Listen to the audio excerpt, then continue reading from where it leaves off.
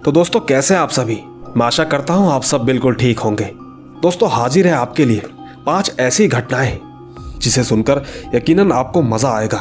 पर दोस्तों कहानियां सुनने से पहले अगर आप मेरे चैनल पर पहली बार आए हैं तो चैनल को अभी सब्सक्राइब करके बेल बटन ऑल पे कर लीजिए। साथ ही दोस्तों अगर आप ये चाहते हैं कि मैं आपकी कहानियों को अपनी आवाज दूं तो कहानियां सुनने के बाद आप मुझे इंस्टाग्राम पर मैसेज कर सकते हैं। मेरी आईडी है महेश आर्या यूट्यूबर। कहानियों के बाद मैं आपको वहीं मिलूंगा। तो दोस्तों बिना देरी किए जल्दी से अपने अपने हेडफोन लगाएं और शुरू हो जाए मेरे यानी महेश के साथ।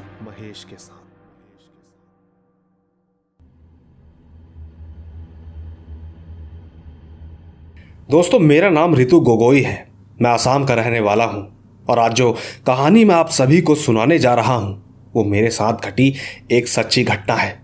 दोस्तों ये बात तब की है जब मैं यही कोई 12 साल का था। आज मेरी उम्र 19 साल है। मेरे पिताजी फौज में थे, तो जैसा कि आप जानते ही हैं कि वो इधर उधर की ड्यूटी में रहते थे।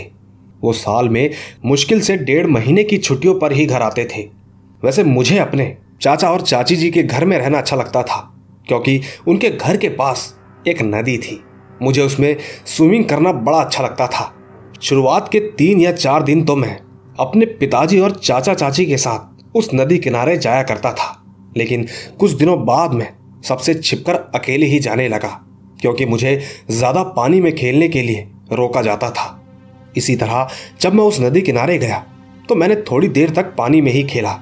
मैं उसमें तैरने लगा था कि तभी अचानक ही मुझे 2 जुड़वा भाई दिखाई दिए, मगर वो मुझसे थोड़ी दूरी पर खेल रहे थे।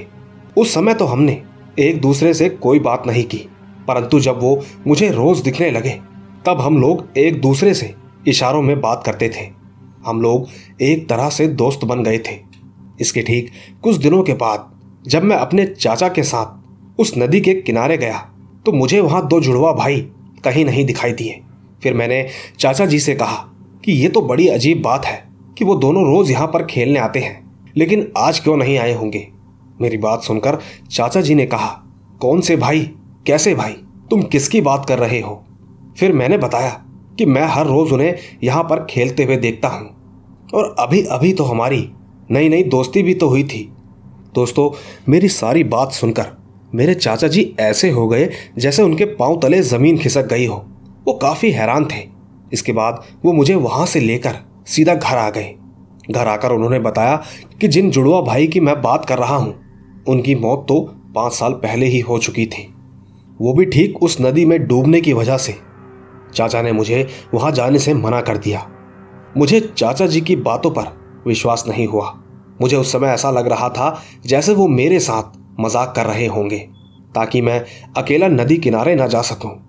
लेकिन मैं ठीक अगले ही दिन छुप छुपाकर उस नदी किनारे चला गया। उस दिन मुझे वो दोनों भाई फिर से वहां दिखाई दिए। मैं अपना शर्ट उतारकर पीछे मुड़ा ही था कि वो दोनों भाई अचानक से गायब हो गए। वो नज़ारा देखकर मैं भागकर घर लौटा और मैंने घर में किसी को कुछ भी नहीं बताया।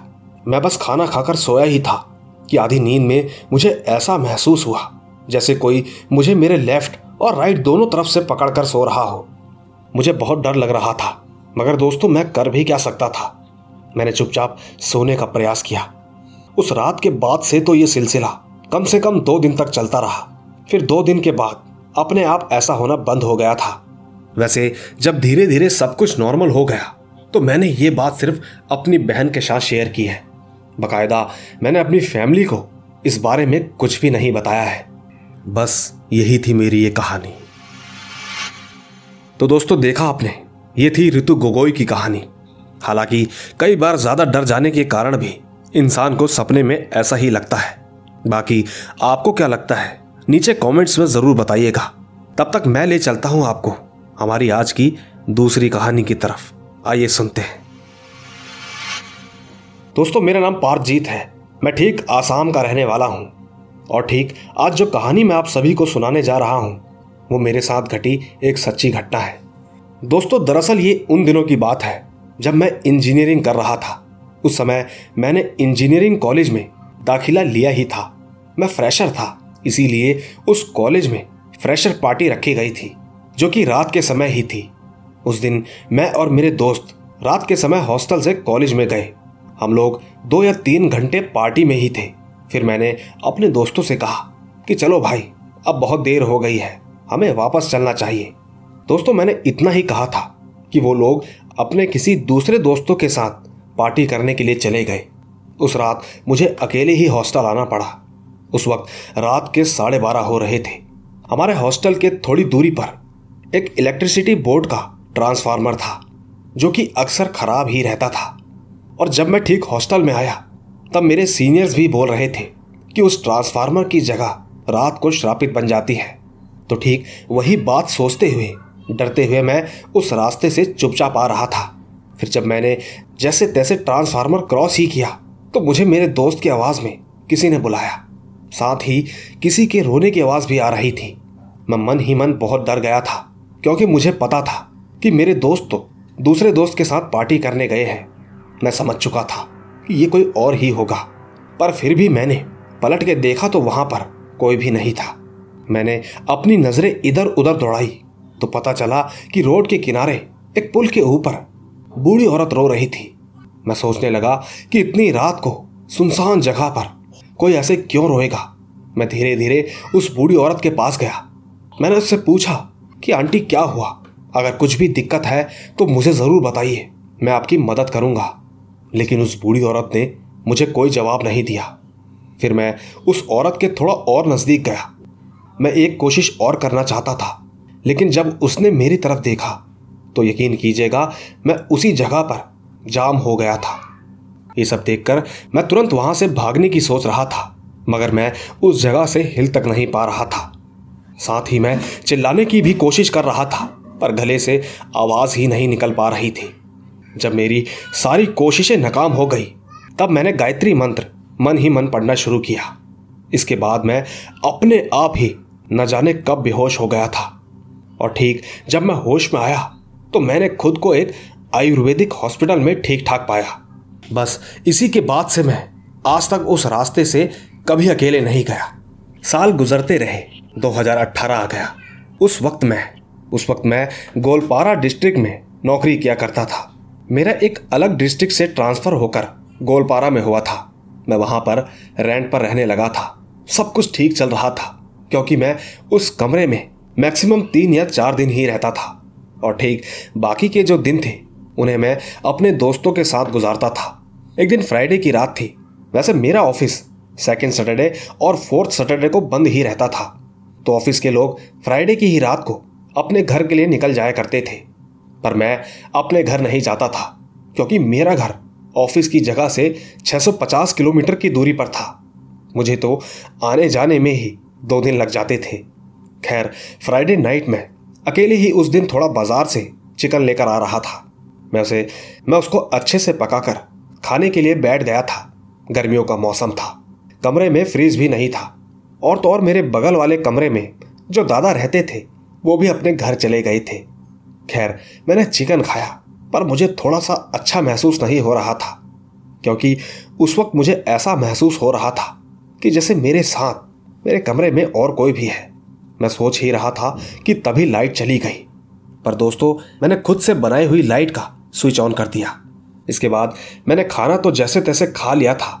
फिर मैं सोचने लगा कि कल तक अगर मैं चिकन रख लूं तो वो भी खराब हो जाएगा और पूरे कमरे में बदबू आने लगेगी।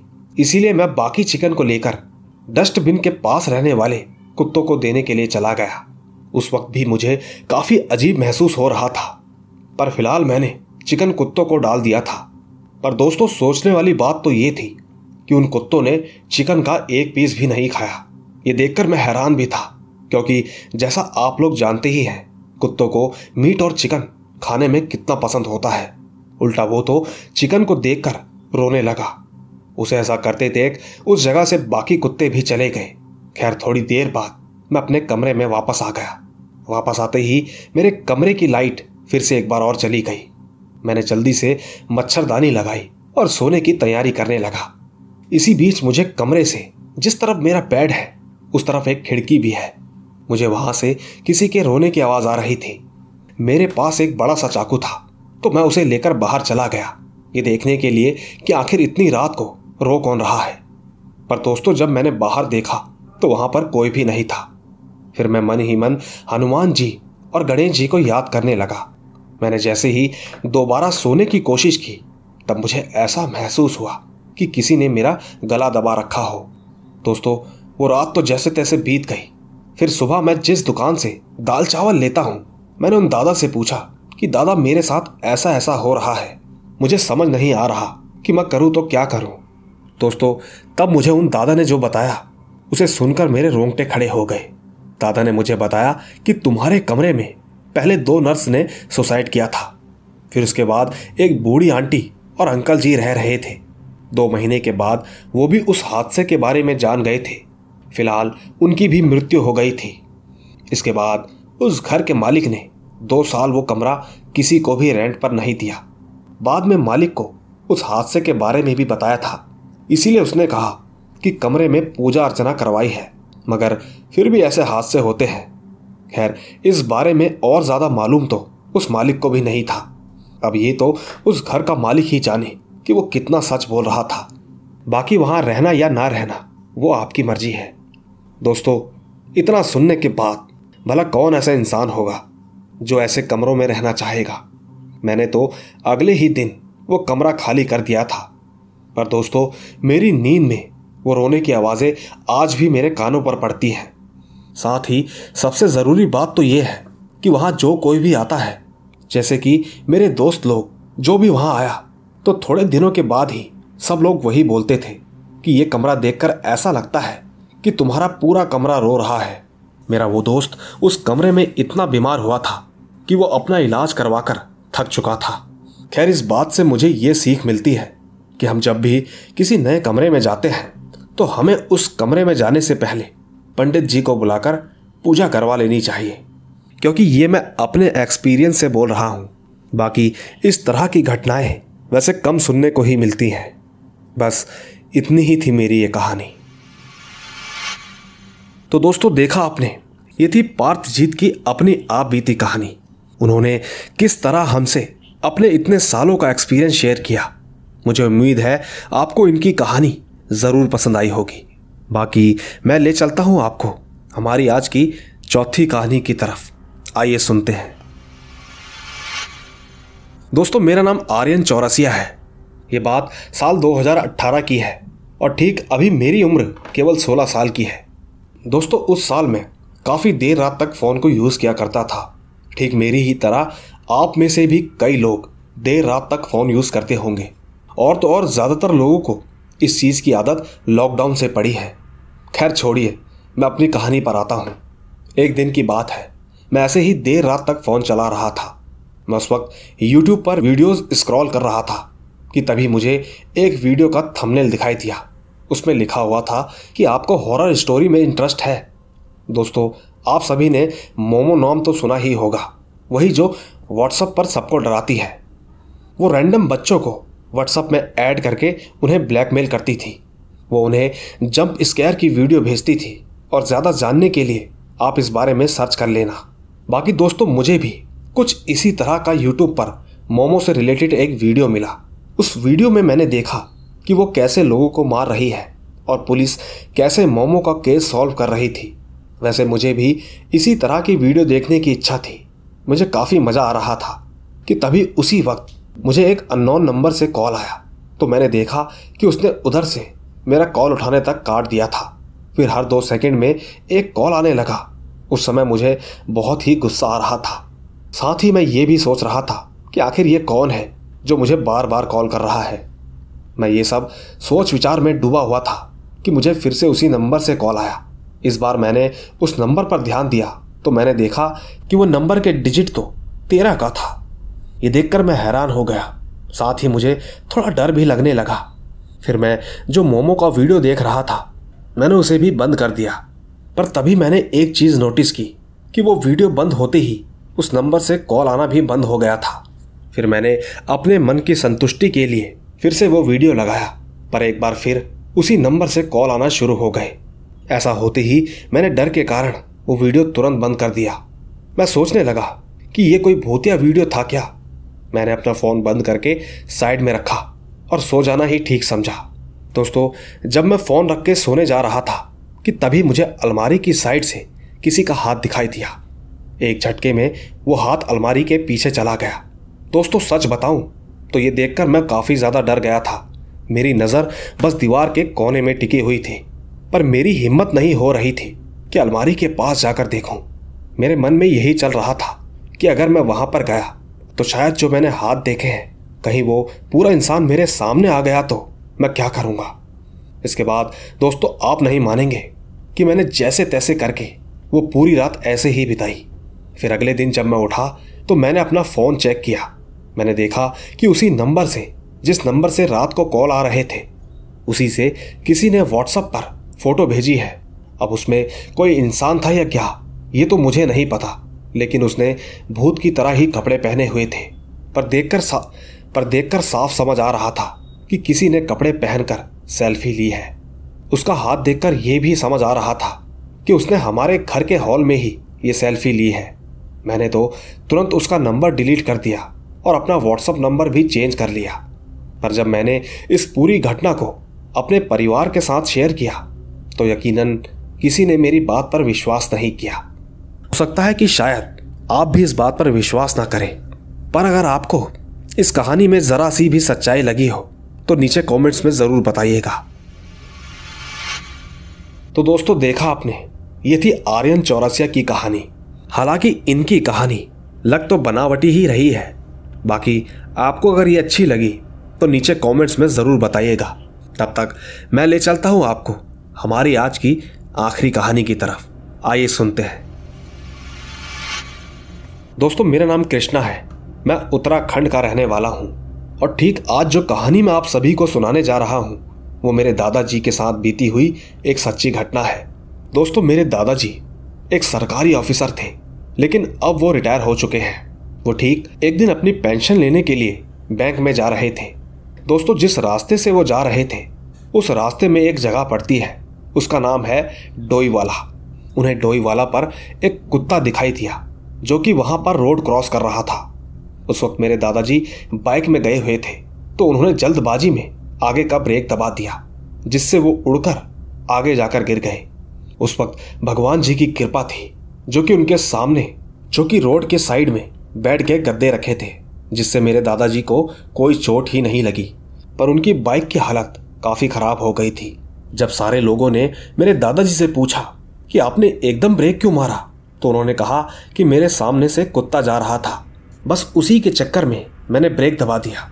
पर दोस्तों, बाकी लोगों ने कहा कि ये कुत्ता तो रास्ते में नहीं था। दोस्तों, मेरे दादाजी पर हमारे देवता आते थे, तब वो समझ गए कि ये काम किसी छलावे का है। इसीलिए जब वो रात को घर आए तो उस वक्त हमने खेत में चावल उगाए थे। हमारी 5 बीघा ज़मीन थी। इसके बाद मेरे दादाजी रात के करीब 1 बजे छत पर गए थे, ये देखने कि कहीं कोई गाय या बैल हमारे खेत में जाकर सारी फसल न खा जाए। दादाजी अपने साथ में पत्थर भी रखते थे। कहते हैं कि जिन पर देवता आते हैं उन्हें भूतों की आवाज़ सुनाई देती है। तो ठीक ऐसे ही मेरे दादाजी को भी एक जवान इंसान की हंसने की आवाज़ आई, साथ ही एक औरत की रोने की आवाज़ भी। इसी बीच एक बच्चे की आवाज़ भी आई जो कि बचाओ बचाओ कह रहा था। फिर थोड़ी देर बाद मेरे दादाजी को उनकी परछाई दिखाई दी। वहाँ दादाजी के सामने एक छत में ट्यूबलाइट की रोशनी हो रही थी। तब उन्होंने देखा कि उन परछाइयों में से एक परछाई उनकी तरफ आ रही थी। दोस्तों, ठीक उसी वक्त उनके ऊपर हमारे नागराज देवता आ गए। उन्होंने उस परछाई को एक हाथ से पकड़कर जोर से चिल्लाने लगे, जिससे कि हम और हमारे पड़ोसी भी उठ गए। तब तक वो परछाई भी वहां से गायब हो गई। इसके बाद जब हमने दादाजी से पूछा तो उन्होंने जो बात बताई उससे हमारे रोंगटे खड़े हो गए थे। उन्होंने कहा कि एक आदमी हंस रहा था। वो कुछ 6 फुट लंबा था। वो ठीक दादाजी को घूर के हंस रहा था। वो दादाजी के शरीर पर वश करना चाहता था। पर दोस्तों, दादाजी पर जब नागराज देवता आ गए तभी उनकी जान भी बच पाई थी। उन्होंने खुद को तो बचाया ही, साथ ही उस हवा को भी वापस कहीं दूर फेंक दिया। बस यही थी ये कहानी। तो दोस्तों, ये थी कृष्णा के दादाजी की कहानी। वैसे दोस्तों, उत्तराखंड में ऐसा होता है और ये बात मैं यूं ही नहीं बोल रहा। मैं आपको बता दूं कि मैं भी उत्तराखंड से ही हूं।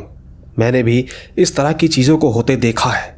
बाकी दोस्तों, आपको हमारी आज की कहानियाँ कैसी लगी नीचे कमेंट्स में ज़रूर बताइएगा, क्योंकि मैं तो मिलता ही रहूँगा आपको इसी तरह की रोमांच भरी रहस्यमयी कहानियों के साथ। तब तक बस आप अपना और अपने परिवार का ख्याल रखें। चलता हूँ, बाय बाय।